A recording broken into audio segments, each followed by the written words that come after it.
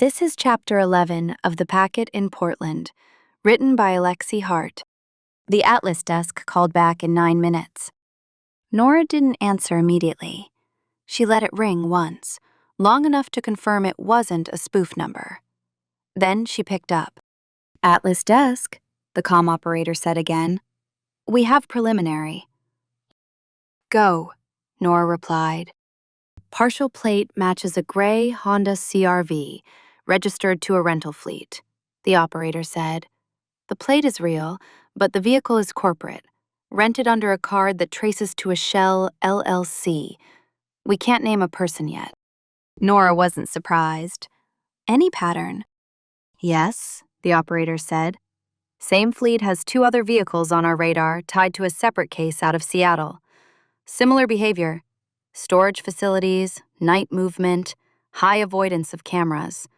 We believe a private security subcontractor is involved. Nora's mind tightened. Private security meant procedures. It meant someone who understood how to intimidate without leaving bruises. "Do we have a name?" Nora asked. "Not cleanly," the operator said, "but we have a vendor, Hushed River Protective Services. They subcontract through layers. They show up around union disputes and corporate liability cases."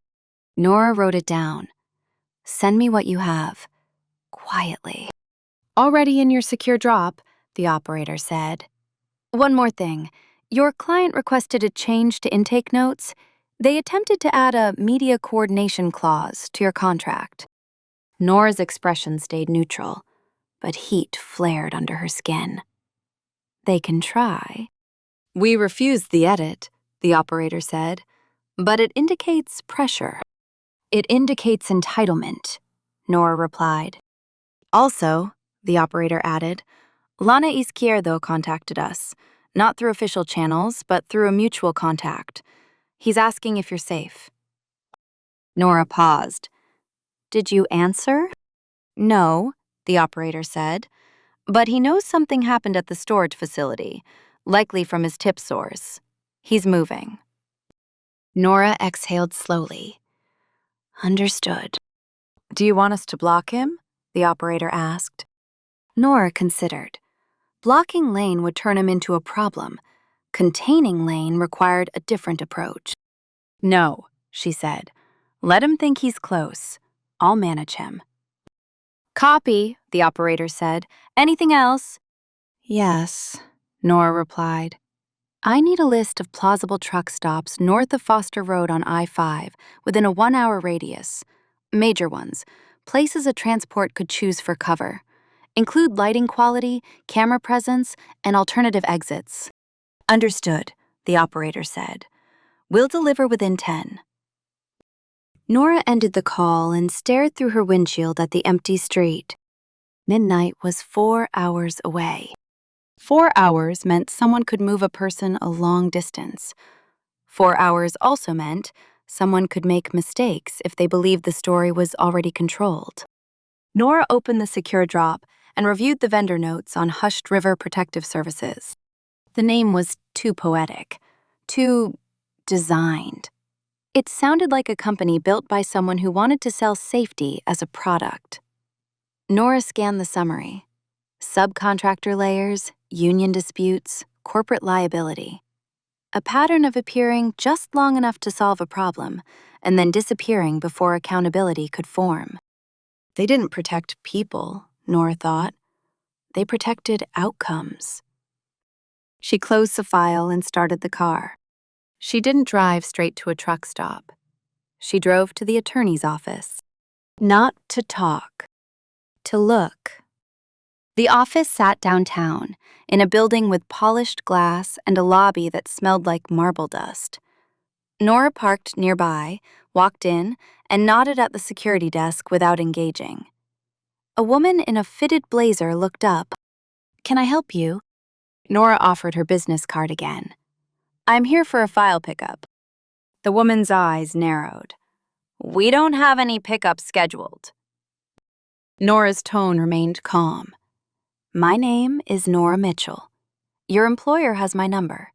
Call him and ask whether he wants to speak to me in the lobby or in an email chain." The woman hesitated. People who worked in lobbies knew the difference between bluff and certainty. Nora didn't bluff. She picked up the phone behind her desk and made a quick call. A minute later, the attorney appeared from the elevator, jaw tight, tie slightly loosened, as if he'd been yanked out of a meeting. "Nora," he snapped, "what are you doing here?" "Looking at your pressure," Nora replied. His eyes flashed. "Excuse me?" Nora didn't lower her voice, but she didn't raise it either. "You tried to add a media clause to our contract." His face reddened.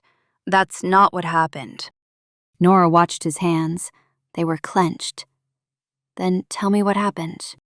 He, forcing himself into composure. "Lane is going to publish. He says he has sources inside the transit union. He says the witness is missing because we're hiding them. He's turning it into a scandal." Nora's gaze stayed steady. "And you want to counter with the story?" "We need to control the narrative," he said, the phrase slipping out like a confession. Nora let it hang. "That's not your job." "It's my job to win," he shot back. "It's my job to keep my clients safe. Activists are outside my building right now. They're chanting the witness's name. The city council is calling. My phone is exploding." Nora's expression didn't change. "And the witness." His jaw clenched again. "We don't know where they are." Nora held his gaze. "You do. You just don't know how to say it without making yourself look bad." The attorney's eyes widened. "That's insane." Nora didn't blink. "The witness called a union rep at midnight. You redacted the number. Your contract intake now includes a habits map provided by a journalist. You attempted to coordinate media. You are not behaving like a person who is surprised." The attorney's lips pressed together. For a moment, he looked like he might deny again. Then he did something worse. He said, "We had a plan." Nora's focus narrowed. "Say that again?" He swallowed. "We had a plan to keep the witness safe until deposition. They were scared. They wanted to go to ground. We had a contact who could move them discreetly." Nora's voice stayed calm. "Who?" He hesitated. Nora waited. "Hushed river," he said finally. Nora felt the pieces lock. The same vendor Atlas Desk had flagged, now named by the attorney in a lobby that could record his every word. "You hired a private security subcontractor," Nora said, "to move a witness." The attorney's eyes flashed. "They're professionals." "They're predators," Nora replied, still calm. "You handed your witness to a company that protects corporate outcomes." He bristled. "That's not fair." Nora's tone remained level. "Did you tell the witness they could say no?" He didn't answer. Nora pressed. "Did you tell them they could stop?" His throat worked. They agreed. Nora let the silence stretch. Agreement under pressure was not consent. Agreement with incomplete information was not consent. Agreement inside a narrative was not consent. "Where are they now?" Nora asked.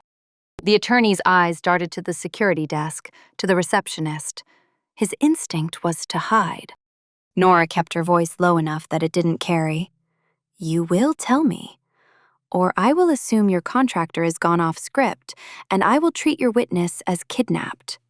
That will end your lawsuit. It will also keep them alive." The attorney's face went pale. "You can't." "I can," Nora said. "I don't care about your case more than I care about a human being." "They're supposed to be moved at midnight. North. A rendezvous point. A truck stop. The contractor said it's safe. It's off the books." Nora nodded once. "Which truck stop?" He hesitated. Then, as if something in him broke under the weight of the words, he said it.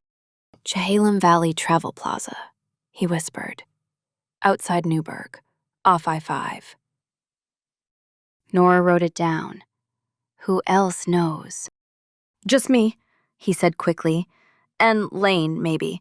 He's sniffing around. He keeps asking for confirmation. Nora's eyes held his. Lane cannot know.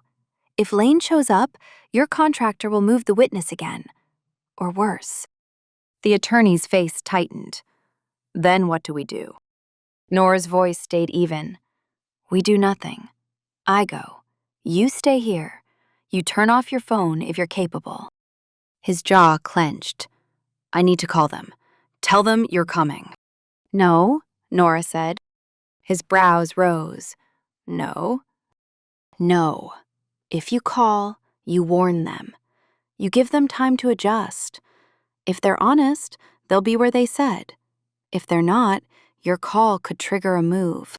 He stared at her, conflict twisting his expression. This is my witness. Nora's gaze didn't shift. It's a person. He exhaled, shoulders dropping slightly.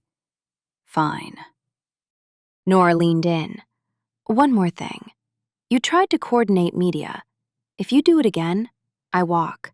And when I walk, the first story that publishes will be about you. The attorney's eyes widened, then narrowed. He didn't like the threat, but he understood it. Nora stepped back. Send nothing. Say nothing. Wait. She turned and walked out of the building without looking back. Outside, the air was colder. A small group of people stood on the sidewalk near the corner, holding signs. Nora didn't read them closely. She didn't want to become part of their story. She walked past, a person in a coat, nothing else. In her car, she started the engine and pulled away. Chehalem Valley Travel Plaza. She didn't trust the name. She didn't trust the location. But she trusted the urgency in the attorney's voice when he finally said it. That urgency sounded like a man who realized he had made a mistake and couldn't undo it. Nora drove north, letting the city fall behind her. As the skyline receded, she made a plan. Arrive early. Observe. Identify contractor behavior. Identify witness presence without approaching. Extract the witness without triggering a move. Avoid police. Avoid media. Avoid Lane. Her phone buzzed. A message from Lane. I know where you're going. Don't hang up on me. I can keep you from walking into a trap. Nora stared at the message for a beat, then typed a reply. If you show up, the witness gets moved. If you publish tonight, the witness gets harmed. You want impact. This is your chance to prove you understand consent. Stay away. Wait for my call. She hit send. Then she put the phone face down and kept driving. Midnight was coming. And Nora was done letting other people decide what safety meant.